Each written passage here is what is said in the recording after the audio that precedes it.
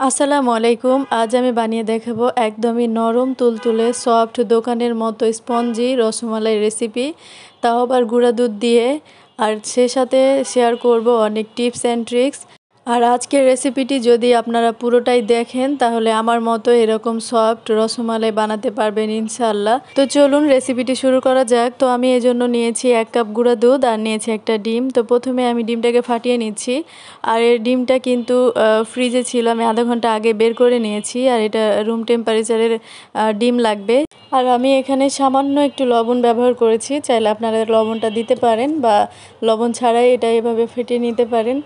তো আমার ডিমটা ফেটানো হয়ে গিয়েছে। এখন আমি এখানে একটা প্লেট নিয়েছি, তো আমি গুঁড়া দুধটা ঢেলে নিচ্ছি।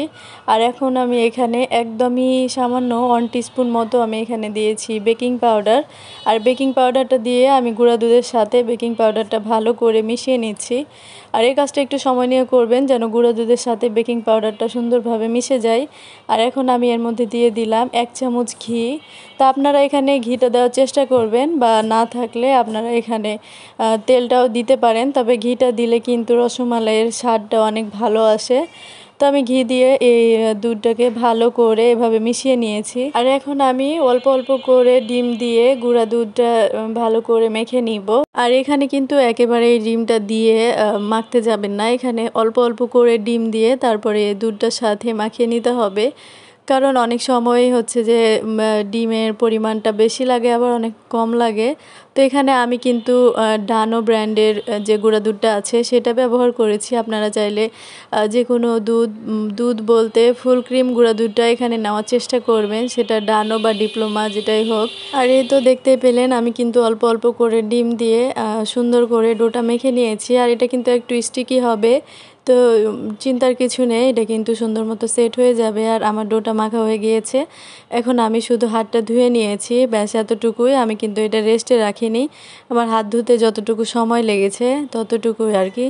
তো এই তো আমি দেখিয়ে দিলাম আমার কিন্তু অনেকটা ডিম বেঁচে গিয়েছে। আর এখন আমি হাতে অল্প করে ঘি মেখে নিয়েছি। আর এখন আমি এই যে মিষ্টির শেপটা দিয়ে দিচ্ছি, এভাবে আমি গোল গোল করে আর কি মিষ্টিটা বানাবো।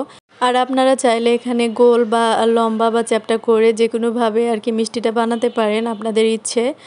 তো এ পর্যন্ত যারা আমার ভিডিওর সাথে আছেন প্লিজ দয়া করে ভিডিওতে একটা লাইক দিয়ে দিবেন, এবং যদি আমার চ্যানেলে নতুন হয়ে থাকেন তাহলে অবশ্যই সাবস্ক্রাইব করে আমার পাশেই থেকে যাবেন। আর প্লিজ পুরো ভিডিওটি কন্টিনিউ করবেন। তো এই তো আমি সবগুলো মিষ্টি বানিয়ে নিয়েছি। আর এখন আমি দুধটাকে জাল দিয়ে নিয়েছি। তো আমি এখানে 1/2 লিটার দুধ দিয়েছি, আর দিয়েছি 1/2 কাপের একটু বেশি চিনি দিয়েছি, আর 3টা এলাচ দিয়েছি। এখন সবগুলোকে আমি বলক তুলে নিচ্ছি। আর দুধটার মধ্যে যখন বলক চলে এসেছে তখন যে মিষ্টিগুলো বানিয়ে রেখেছিলাম, তো সেই মিষ্টিগুলো আমি এক এক করে সবগুলো দিয়ে দিচ্ছি। আর মিষ্টিগুলো দেওয়ার পরে আমি কিন্তু সাথে সাথে এখানে ঢাকনা দিয়ে দিব। আর মিষ্টিগুলো দেওয়ার 30 সেকেন্ড পরে দেখবেন আপনার মিষ্টিগুলো ফোলা শুরু করে দিয়েছে। যদি আপনার ডোটা পারফেক্ট হয় তাহলে কিন্তু মিষ্টিগুলো নিজে নিজেই এভাবে গোল হয়ে ঘুরতে থাকবে, আর সুন্দর মতো কিন্তু এটা কুক হয়ে যাবে। আর এ তো দেখতেই পাচ্ছেন আমি কিন্তু কিছুক্ষণ পর পর এভাবে ঢাকনাটা তুলে দিচ্ছি, যেহেতু দুধ এটা কিন্তু বলকে এসে পড়ে যাওয়ার সম্ভাবনা আছে। তো অল্প কিছুক্ষণ পর পর আর কি এভাবে ঢাকনাটা তুলে দিবেন, আর মিষ্টিটা একটু উল্টে দিবেন বা একটু হালকা আলতো করে একটু নেড়ে দিবেন। আর এভাবেই কিন্তু আমি প্রায় 10 মিনিট মতো মিষ্টিটাকে জাল করে নিয়েছি। এরপর আমি একটা মিষ্টি কিন্তু কেটে দেখেছি, তো আমার মিষ্টির ভেতরটা কিন্তু রান্না হয়ে গিয়েছে। তো কিভাবে বুঝবেন যে মিষ্টিটা রান্না হয়ে গিয়েছে?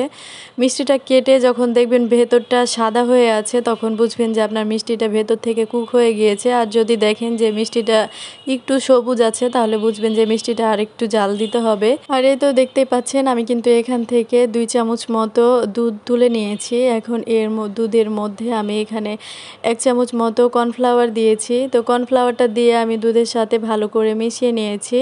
আর এটা যখন আমার ভালো করে মেশানো হয়ে যাবে তখন আমি দুধের মধ্যে কিন্তু কর্নফ্লাওয়ারটা দিয়ে দিব। আর এটা করে যেটা হবে, রসমালাইয়ের যে দুধের যে মিশ্রণটা, তো এটা কিন্তু অনেকটা ঘন হয়ে যাবে, একদম দোকানের মতো একদম ঘন থকথকে হয়ে যাবে। আর যদি আপনারা এ পর্যায়ে এটা না করেন তাহলে কিন্তু অনেকক্ষণ এটাকে জাল করতে হবে, জাল করে আবার ঘন করতে হবে। চাইলে আপনারা এখানে কিন্তু গুঁড়া দুধটাও ব্যবহার করতে পারেন। তো আমি কর্নফ্লাওয়ারটা দিয়ে গুলাটা দিয়ে আর কি এটা কিছুক্ষণ ঢাকনা দিয়ে রেখেছি আর এই তো দেখতেই পাচ্ছেন কতটা ঘন হয়ে এসেছে। আর এটা ঠান্ডা হলে কিন্তু আর একটু ঘন হয়ে যাবে। তো আমি এভাবে কিন্তু আরও 2 মিনিট জাল করে আমি নামিয়ে নিয়েছি আর আমার মিষ্টিটা কিন্তু রান্না হয়ে গিয়েছে। আর এই তো আমি একটা আপনাদের মিষ্টি কেটে দেখাচ্ছি যে এটা আসলে ভেতর থেকে কতটা পারফেক্ট হয়েছে, একদম ভেতরটা সাদা এবং স্পঞ্জি হয়ে আছে। আর মিষ্টিটাতে আমি হালকা চাপ দিয়ে দেখাচ্ছি এটা ভেতর থেকে কতটা রসে টইটুম্বুর হয়ে আছে। তো আপনারা যদি এভাবে আমার রেসিপি ফলো করে রসমালাই বানান, নতুনরাও কিন্তু খুবই সহজভাবে এবং পারফেক্টলি এভাবে রসমালাইটা বানিয়ে নিতে পারবেন। এই তো দেখতেই পাচ্ছেন মিষ্টিটার ভেতরে কতটা পরিমাণে রসালো হয়ে আছে। তো আজকের ভিডিওটি আপনাদের কাছে কেমন লাগলো অবশ্যই কিন্তু কমেন্টে জানাবেন। তো সবাই ভালো থাকবেন, সুস্থ থাকবেন আর আমার চ্যানেলের পাশেই থাকবেন। আল্লাহ হাফেজ।